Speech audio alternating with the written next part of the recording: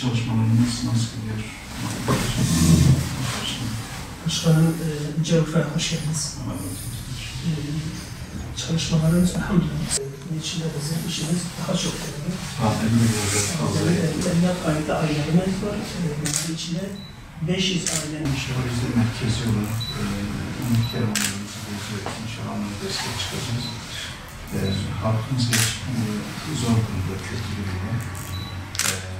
Bismillahirrahmanirrahim. Umut Kervanı merkezi olarak bizler ikinci bölgedeki Umut Kervanı derneklerimizin çalışmalarını yerinde görmek için şu an Şanlıurfa'dayız.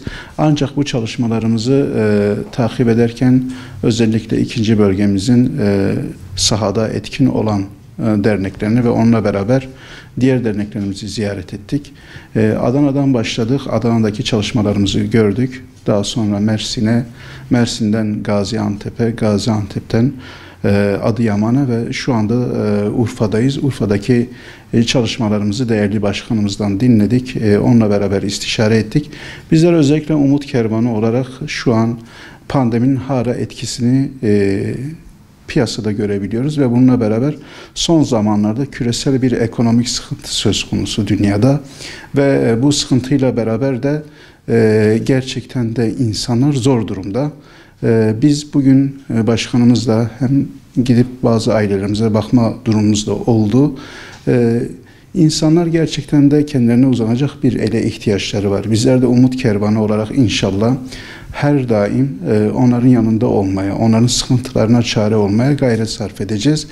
Ve burada hayırseverlerimizin yapmış oldukları o hayırlarının gerçekten de yerini bulduğunu, insanların sıkıntılarına çare olduğunu görebildik. Buradan hayırseverlerimize de sesleniyoruz. İnşallah onlar Umut Kervanı aracılığı ile yapmış oldukları bütün hayırlarını biz inşallah kendileri onların adına götürüp bu ihtiyaç sahiplerine ulaştıracağız. Ve bununla beraber bizim çalışmalarımız, projelerimiz devam ediyor.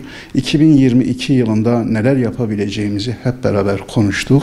2022 yılında Umut Kervanı'nın sahada daha etkin olması için inşallah çalışmalarımızı artıracağız. Kayıtlı olan tespitli ailelerimiz var ancak toplumun daha fazla gerçekten de ihtiyaç duyduğunu, insanların kendilerine uzanacak ellerin daha da çok olmasını, özellikle ihtiyaçların giderilmesi noktasında daha fazla olmasını beklediğini gördük. Biz de bu konuda üzerimize düşeni inşallah yapacağız ve bununla beraber genel olarak da kendi yurt içi ve yurt dışı çalışmalarımızı değerlendirdik. Hep beraber inşallah Türkiye'mizdeki ihtiyaç sahiplerine umut olmaya devam edeceğiz. Bunun kararını aldık. İnşallah hep beraber çalışmalarımızı yapacağız. Allah-u Teala tüm başkanlarımızdan çalışma yapan üye ve gönüllülerinden razı olsun.